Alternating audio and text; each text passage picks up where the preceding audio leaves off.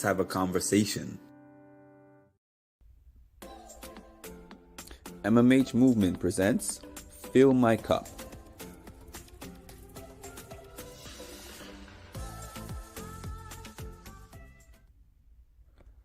Your Monday shot of inspiration. In this society, though, especially with hey baby, you just want a hug? Yeah. In this society where we got so many, come here.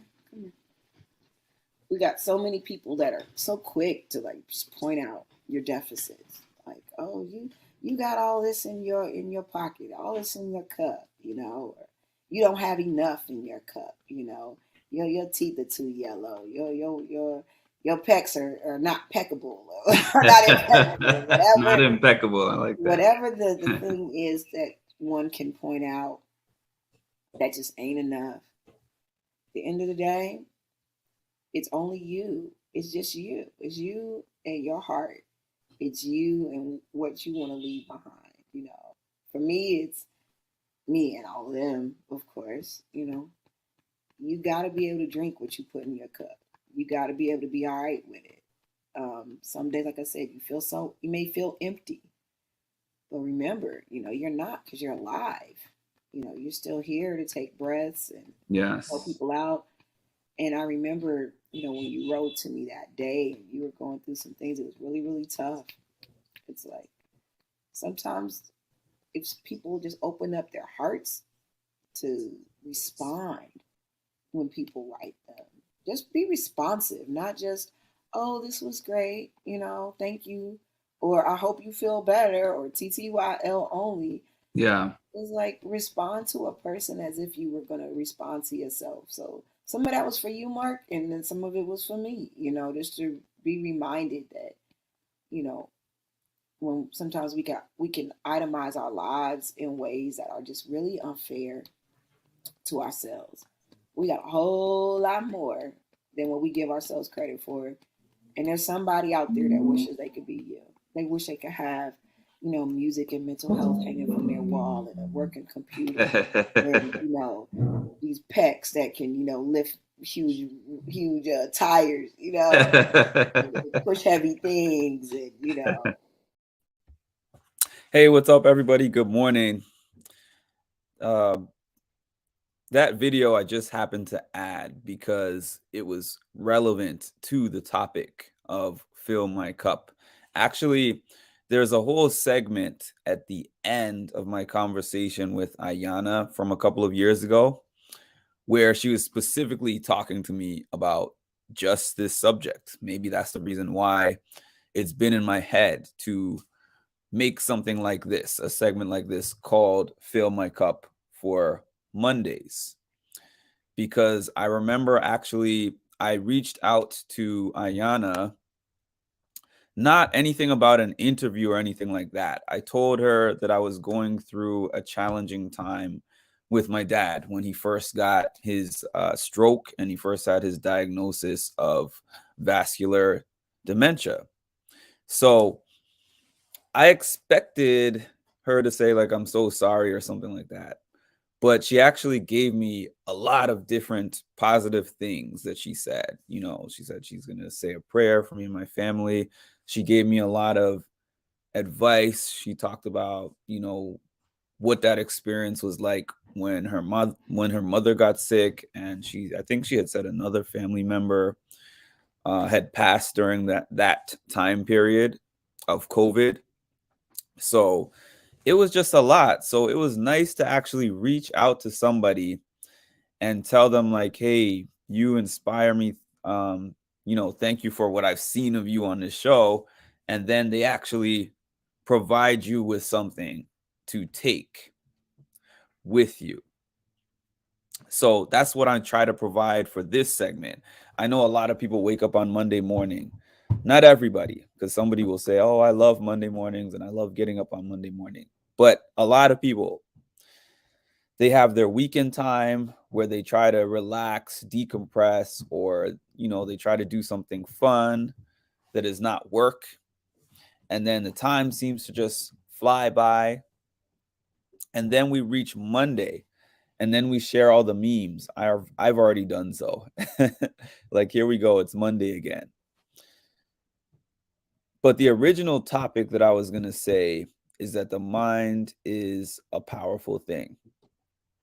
I did a public speech a couple of maybe 2 to 3 years ago. And I remember at the beginning of the speech, I said to the audience, I was like, what if somebody was standing next to you all day, just talking trash to you, telling you you're no good, telling you you're ugly, you're stupid, whatever, just telling you the worst possible things, but they're standing right next to you and telling you that.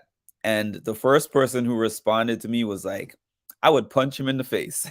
I don't condone violence, so that's not the point of what I'm saying. But that was an extreme answer. But then somebody else gave the answer that I wanted them to give, which was I would tell them to shut up. That's if somebody was standing next to you talking all of that. But the thing is, sometimes we say all of those things to ourselves in our own head.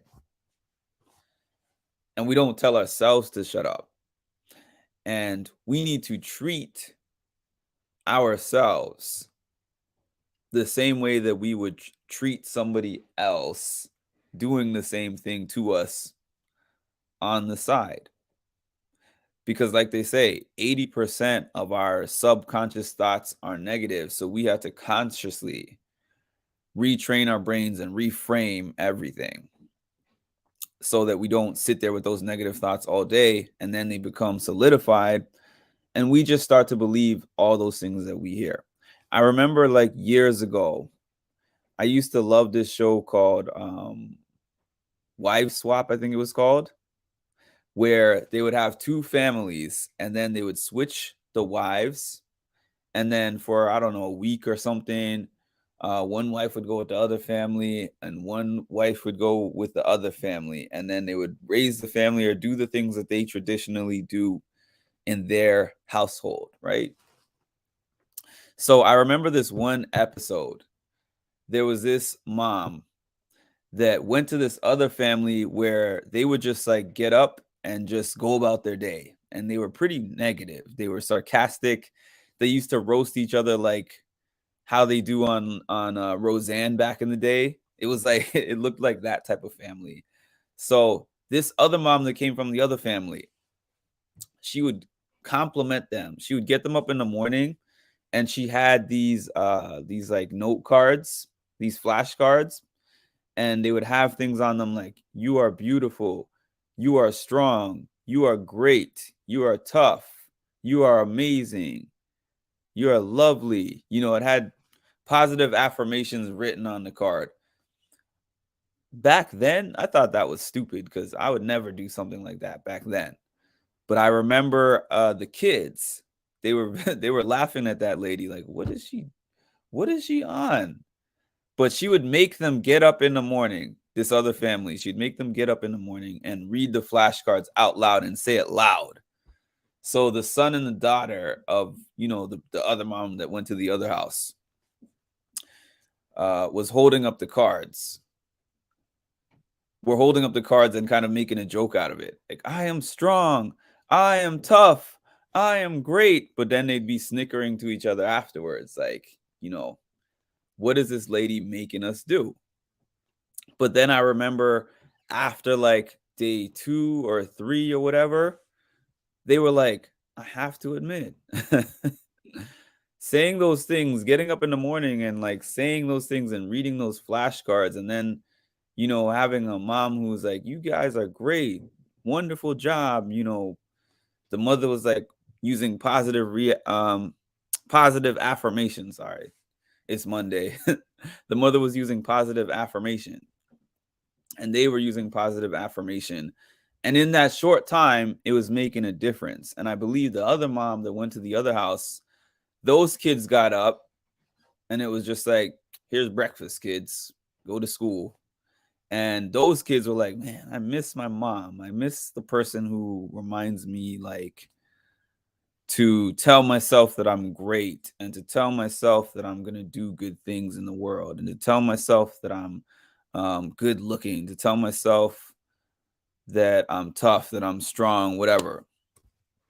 For me now, that became very important after I got my diagnosis of anxiety disorder and depression, because the average person, I would say, has the 80% negative subconscious thoughts. If you have a diagnosis of clinical depression, you could probably sprinkle on another 10% and be like 90% of your subconscious thoughts are negative, right? So people don't see me as a negative person, and I'm not. But that's by conscious choice. It's by conscious choice that I'm not a negative person. It does not mean that I don't have floods of negative thoughts sometimes. It just means that I counteract each one of them. Like when you learn about boxing, the majority of boxing, the boxing skills that you need to win a match are by playing defense, by being quick on your feet, ducking and dodging. Like the punches are 10%, but the defense is like 90%.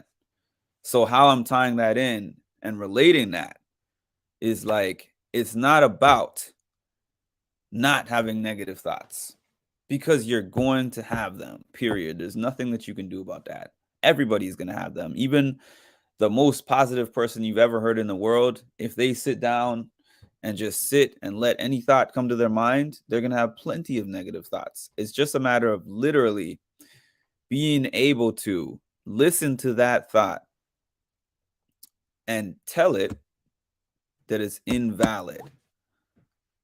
Like if a thought comes into your mind, you have to start the practice of reframing. A thought that comes into my mind sometimes, thinking about all these videos that I'm putting out, right? Sometimes I say to myself, I've done pretty good, but there's a lot of things that I need to accomplish. And I feel like I'm going to spend all this time doing this and I'm not going to get there. That's just a thought that comes into my mind sometimes. The way that I reframe it is to say, everything takes time. Look at where you are now compared to where you started. You are going to get there. It's only a matter of time.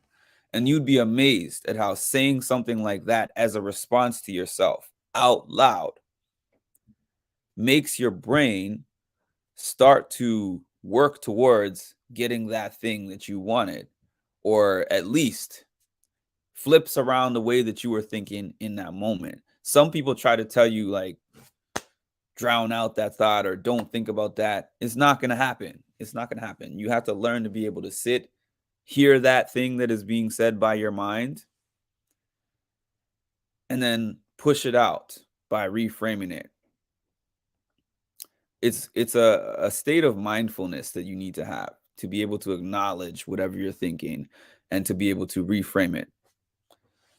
So to tie this all up, you reach Monday, instead of saying, man, we've reached another Monday, say to yourself, thank God I woke up.